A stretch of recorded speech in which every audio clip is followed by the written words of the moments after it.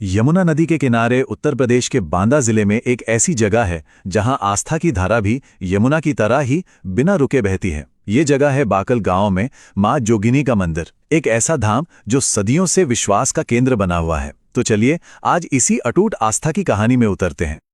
इस कहानी को समझने के लिए हमें थोड़ा सा वक्त में पीछे चलना होगा और इसकी शुरुआत होती है सिर्फ एक नंबर से, 255। जी हां, 250 सालों से भी ज्यादा।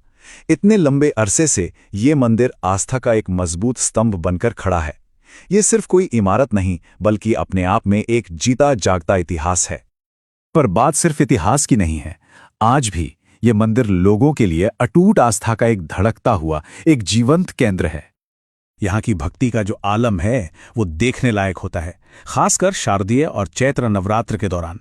जरा सोचिए, भक्तों की जबरदस्त भीड़, पूरे 9 दिनों तक चलने वाला एक विशाल मेला, और आस्था की गहराई तो देखिए कि छोटे छोटे बच्चे तक सुबह 3 बजे उठकर नहा धोकर मां के दर्शन के लिए लाइन में लग जाते हैं। और इसका असर सिर्फ मंदिर तक ही सीमित नहीं है। आसपास के करीब 4 दर्जन मतलब लगभग 48 गांव के लोगों की श्रद्धा इतनी गहरी है कि वो अपना कोई भी शुभ काम मां के दर्शन के बिना शुरू ही नहीं करते। ये मंदिर कह सकते हैं कि पूरे इलाके के लिए एक आध्यात्मिक धुरी की तरह है। तो सवाल ये उठता है कि आखिर इतनी गहरी भक्ति और इस अटूट विश्वास के पीछे की कहानी क्या है? मतलब ये सब शुरू कैसे हुआ? देखिए, इस मंदिर की नींव किसी इंजीनियर के प्लान या नक्शे पर नहीं रखी गई। इसकी नींव तो एक साधारण से मजदूर को आए एक दिव्य सपने पर रखी गई थी। चलिए जानते हैं वो अविश्वसनीय कहानी। कहानी शुरू होती है परास गांव के एक मजदूर से जो उस वक्त कलकत्ता में काम कर रहे थे। एक रात मां जोगिनी उनके सपने में आईं और बोली कि वो पास के ही एक जंगल में मिट्टी में दबी हुई हैं।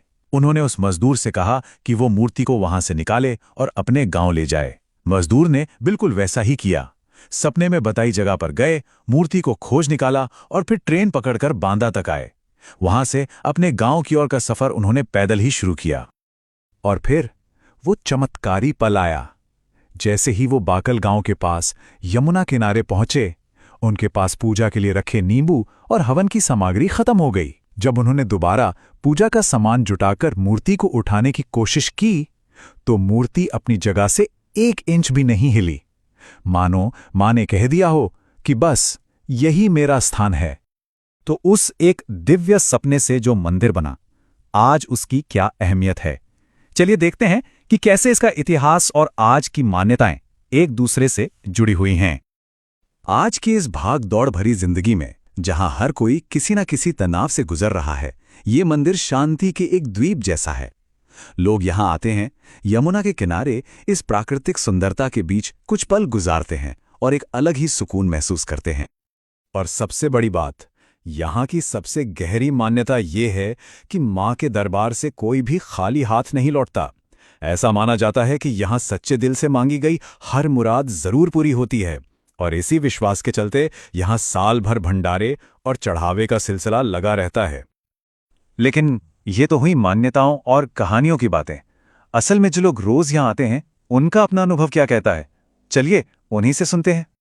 एक भक्त बताते हैं, मां यमुना के तट पर विराजमान भगवती का ये मंदिर संगम की तरह प्रतीत होता है।